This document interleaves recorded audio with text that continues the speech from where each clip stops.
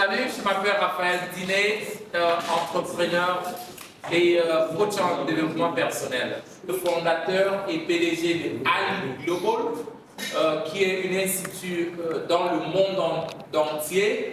Nous avons notre bureau mère dans l'État du Texas.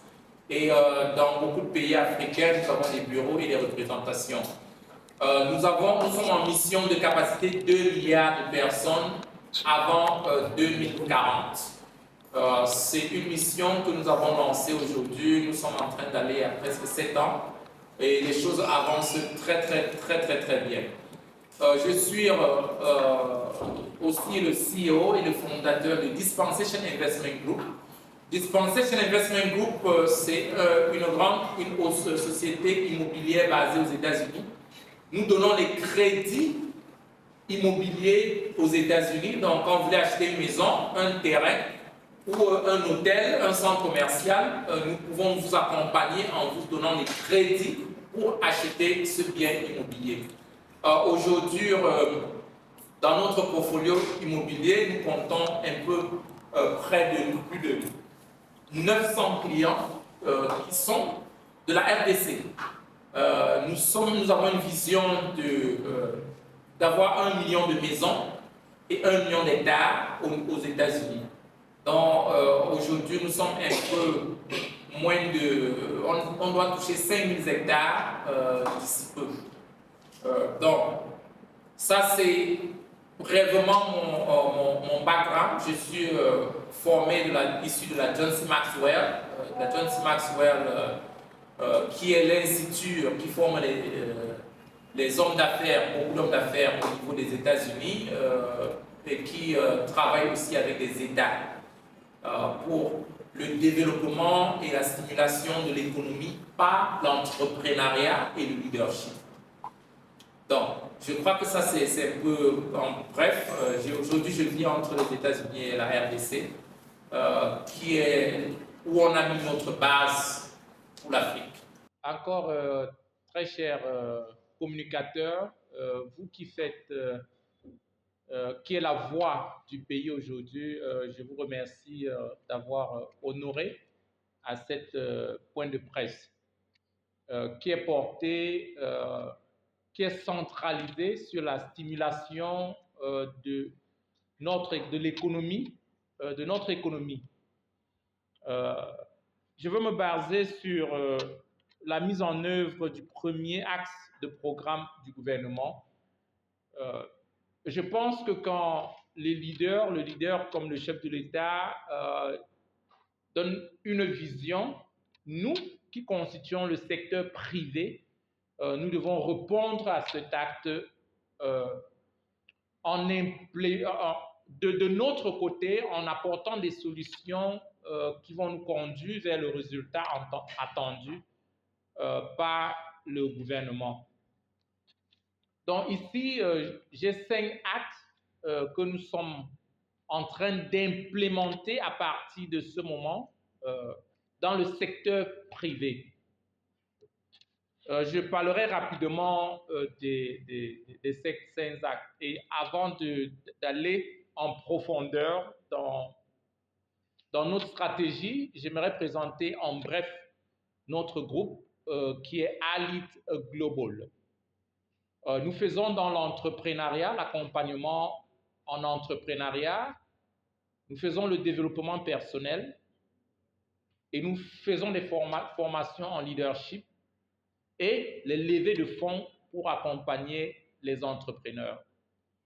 Nous sommes une entreprise basée à Dallas, aux États-Unis, et depuis presque 6 ans maintenant, nous sommes sur le marché africain et très enracinés en RDC.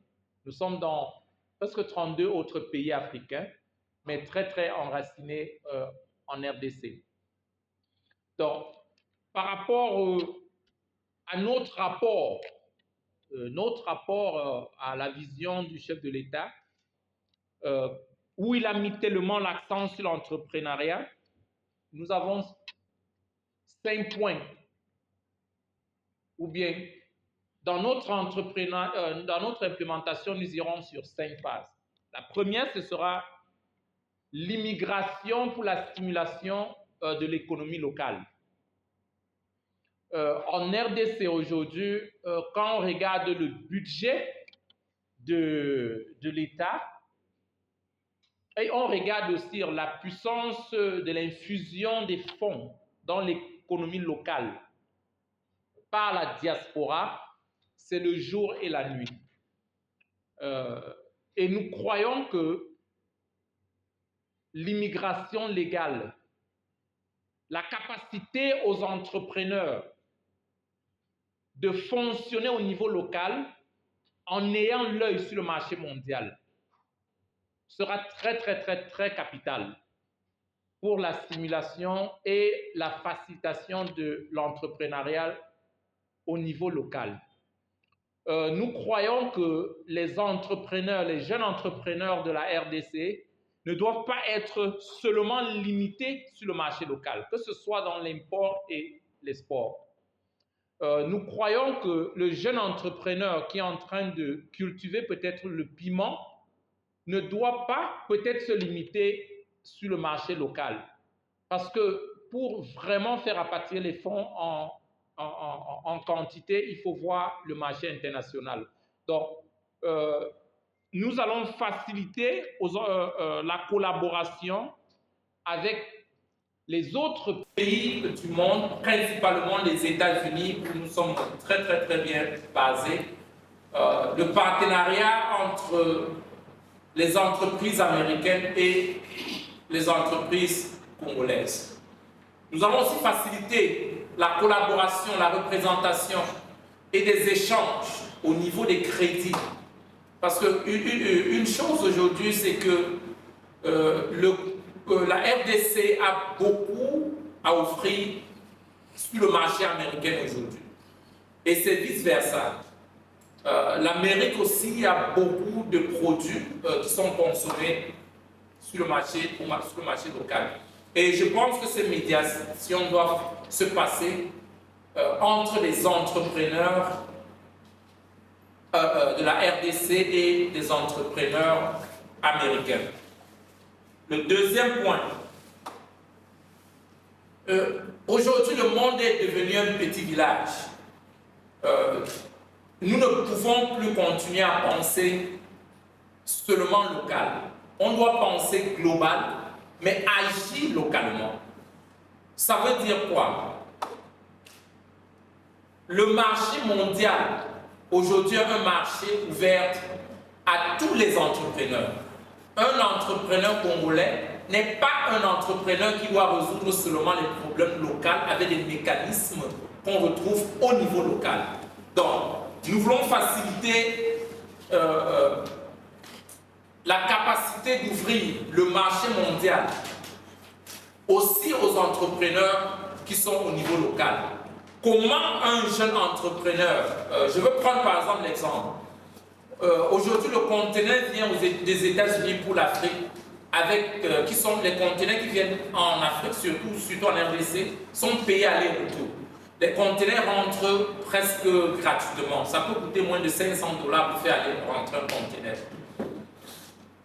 La nourriture locale, au niveau international, le prix est multiplié au moins par 100.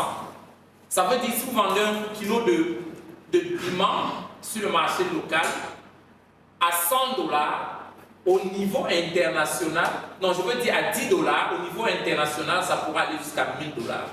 Donc, directement, ça pourra encourager le jeune cultivateur vraiment de payer ses employés. Il sera à mesure d'acheter des machines, des équipements pour cultiver des surfaces parce qu'il peut s'en sortir.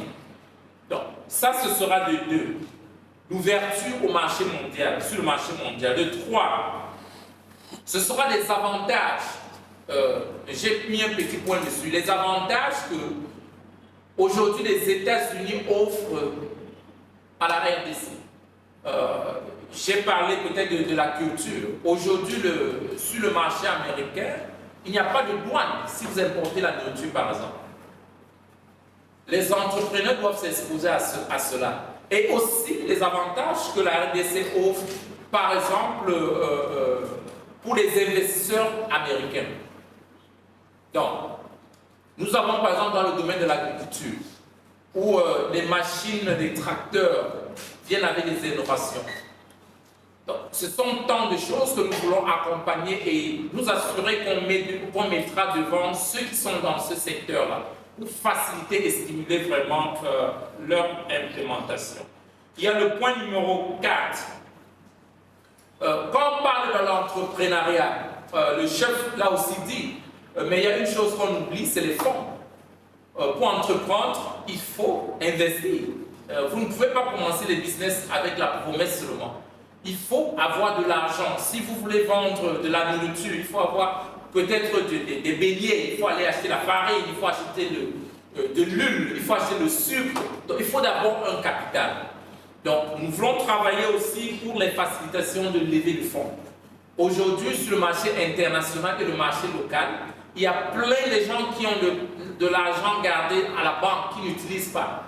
Et si on peut les garantir que s'ils investissent dans notre idée, ils ne vont pas perdre leur argent et puis ils pourront gagner aussi, ils seront partants. Donc, on va travailler sur les méthodes de lever les fonds. Comment lever les fonds pour ton projet, pour ton contrat. Aussi, dans le pays aujourd'hui, il y a beaucoup de gens qui ont gagné des contrats mais ils ne peuvent pas exécuter parce qu'ils n'ont pas le financement pour exécuter. Donc, il y a ce domaine aussi où nous allons mettre beaucoup d'accent dessus pour accompagner les entrepreneurs dans la levée des fonds. Cinquième volet, ce sera la formation. Ce sera la formation. Je suis jeune entrepreneur et aujourd'hui, je compte un peu plus de 25 entreprises dans les 32 pays avec des entreprises qui font presque $1 demi-milliard. À un niveau dans l'entrepreneuriat, ce qui va compter beaucoup, ce ne sera pas toujours l'argent seulement et la bonne idée, mais ce sera la capacité de se transformer d'une façon continuelle. Aujourd'hui, le monde va très très vite, très vite. Des choses changent très rapidement. Donc, nous avons un système de formation continue qu'on a mis sur pied pour développer les chefs d'entreprise et aussi assister les chefs d'entreprise à constituer vraiment des équipes qui auront la capacité d'implémenter la vision du chef de l'entreprise. Notre objectif, c'est de très rapidement accompagner au moins 1000 entrepreneurs dans ce processus. Nous avons des accompagnements qui seront gratuits pour des entreprises qualifiées pour le produit. Donc ça veut dire que nous-mêmes on préfinancera cet accompagnement pour ceux qui sont déjà sur qui vont remplir les critères que nous sommes en train de développer, ce que nous appelons $1 million compagnie. Si vous êtes vous avez une compagnie qui peut faire jusqu'à $1 million de chiffre d'affaires, avec au moins 15 emplois directs que vous avez créés, notre programme de formation, vous êtes qualifié pour notre programme de formation que nous avons mis sur pied pour vraiment booster la connaissance de l'entrepreneur, parce que nous croyons que pour conduire une bonne entreprise, le leader ou le visionnaire doit manifester l'entreprise. Votre entreprise ne peut pas grandir plus que vous. Donc, voilà les 5 points que nous voulons communiquer par rapport à la stimulation de l'économie et l'implémentation de la vision du chef de l'État et du gouvernement. Et nous, des secteurs privés, la diaspora et des entrepreneurs locaux. On ne peut pas faire seul. Imaginez quelqu'un, une maman qui fait les beignets en route. Il faut de l'huile, il faut la farine. Je n'ai pas, je ne sais pas comment vous appelez. Raphaël. Dîner. Merci. J'ai un peu le terrain et puis nous fonctionnons sur tout l'étendue du territoire. Nous ne sommes pas seulement ici à Kinshasa. On a fait des conférences à Kolwezi, à Lubashi et dans d'autres provinces. On a visité Maïmoumi et puis même dans les coins beaucoup plus retirés. D'ailleurs, nous avons un entrepreneur qui est assis là, qui est dans le domaine de finances. avec un peu plus de 100 000 clients que nous formons des leaders qui passent la connaissance aux autres. C'est pourquoi la formation n'est pas seulement pour les individus. Nous travaillons avec des compas d'entrepreneurs, c'est quelqu'un qui a toute une foule derrière elle. Donc, je pense que nous sommes très satisfaits des résultats. Comme je l'ai dit tout à l'heure, c'est l'obstacle qui est le chemin de l'entrepreneur. Et on s'est tellement buté, et ça nous a fait de nous qui nous sommes aujourd'hui, et on continue aussi à grandir. On continue à trouver des challenges. Et comme je le dis, c'est des challenges qui nous donnent raison de vivre là. Et puis on pense qu'il y a vraiment du potentiel sur le marché local. Tout est à faire. Il y a beaucoup à faire. Donc c'est pourquoi j'ai dit la RDC un chantier vraiment, comme le chef d'État l'a toujours dit. Et il y a la possibilité à celui qui veut travailler et travailler dur de gagner le pain très rapidement.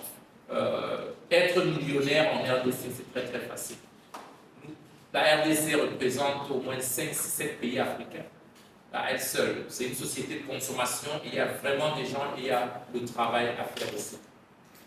Le Congo, c'est que le problème qu'on trouve ici en RDC, on trouve un peu les mêmes problèmes aux États-Unis. Les États-Unis, pour ceux qui ne savent pas, c'est un pays de consommation. On consomme. Ça veut dire quoi? Si tu peux amener seulement, comment tu appelles le foubois? Les légumes, les feuilles là, c'est le foubois. Si tu amènes le foubois en conteneur aux États-Unis, tu vas vendre, tu seras fou. Je ne parle pas du manioc. C'est un pays où on consomme l'huile rouge, juste l'huile rouge, sans changer. Vous achetez, vous embouteillez, vous amenez aux États-Unis, vous allez faire fortune. Je suis en train de parler des choses simples. Le piment sec, vous écrasez, vous séchez, vous ferez fortune aux États-Unis. Ça ne demande pas grand-chose. Donc, il y a tellement d'opportunités que c'est incroyable. Et c'est pourquoi, avec nos sessions de formation, on veut aider les entrepreneurs en leur montrant des possibilités directes. Vous n'avez pas à aller réinventer la rue. Il y a déjà ce qui existe. Donc on peut s'appuyer sur ce qui existe et maintenant on peut innover pour toucher le marché local. Comment faire, quels sont les modalités et les critères à remplir pour participer sur le programme d'incubation? Nous avons une équipe sur place. Tout commencera par la consultation. Déjà, il faut avoir un projet qui peut employer au moins 15 personnes. Nous sommes dans un processus de promotion de l'emploi local. Donc, il faudrait que ce soit un projet. Si le projet peut être un projet au moins de $1 million, ce sera aussi. Ce sont les deux critères. Et puis, on va regarder, consulter avec le promoteur et voir s'il est prêt pour l'accompagnement. Ouais. Mais la consultation, elle est gratuite. On peut et puis on présélectionne les projets et puis on accompagne. L'école a la possibilité de prendre, je crois que même nous encourageons la digitalisation. Un entrepreneur doit être à mesure de communiquer avec son fournisseur, que ce soit par Zoom, que ce soit de s'adapter à ce nouveau système qui fait partie de la nouvelle normalité. Donc ça fait partie des challenges que nous donnons aux entrepreneurs aujourd'hui, d'être à mesure de s'asseoir ici, commander un appareil sur Internet, peut-être sur Alibaba, savoir que tu peux commander pour regarder un appareil en Chine sans toutefois aller en Chine. Donc, notre école en ligne est le premier outil de capacitation des entrepreneurs. Deuxième et dernière question, le Congo, c'est beaucoup de challenges, beaucoup de défis. On a le problème d'électricité, le pays n'est pas suffisamment électrifié. Quand vous parlez de la digitalisation, ça demande à ce que les entrepreneurs aient le minimum de courant électrique. Il n'y en a pas. Deuxièmement, c'est l'enclavement. La plupart des territoires dans notre pays sont enclavés, il n'y a pas de zone, il n'y a pas de moyens de communication. Est-ce qu'il y a, vous avez pensé à collaborer avec le gouvernement pour pallier à tous ces défis-là? Aujourd'hui, nous ne collaborons pas seulement avec le gouvernement, mais nous collaborons aussi avec des partenaires qui ont travaillé avec le gouvernement pendant longtemps. Parce qu'il y a beaucoup d'entrepreneurs qui, on a reçu des projets, des routes, comme vous l'avez dit, l'électrification et beaucoup d'autres domaines, qui ont été des contrats que les entrepreneurs avaient dans leur valise depuis, mais ils n'avaient pas la possibilité d'implémenter cela. Donc nous accompagnons aussi cela à implémenter des choses directes. Nous sommes dans un processus pragmatique. Des actions. Nous ne fonctionnons pas pour un truc dans un truc de 10 ans. C'est maintenant. C'est maintenant. Donc, par rapport, nous développons certaines solutions temporaires dans certaines zones et dans d'autres, on travaille sur le long terme. Mais notre objectif, c'est de travailler avec ceux-là qui sont prêts maintenant et qui peuvent faire quelque chose tout de suite. Nous croyons que pour faire 100 pas, il faut d'abord faire le premier pas. Et nous sommes très très confiants que le premier pas, le deuxième pas, le troisième pas, jusqu'au 100e pas. Je vais maintenant savoir, est-ce que vous avez déjà levé les fonds par rapport aux entrepreneurs qui sont dans les domaines de la santé, l'agriculture, l'infrastructure et autres? Pour les lever ces fonds, parce que vous avez dit que vous êtes en RDC opérationnel il y a 4 ans déjà. Est-ce que vous avez déjà commencé quelque part? Combien d'entrepreneurs avez-vous déjà formés dans ces différents domaines dont vous devriez normalement être? De cela. Ça s'est passé à partir de notre centre de formation des entrepreneurs et le centre de formation des coachs. Je ne sais pas, Madame Rebecca, si j'ai répondu à ta question. Merci.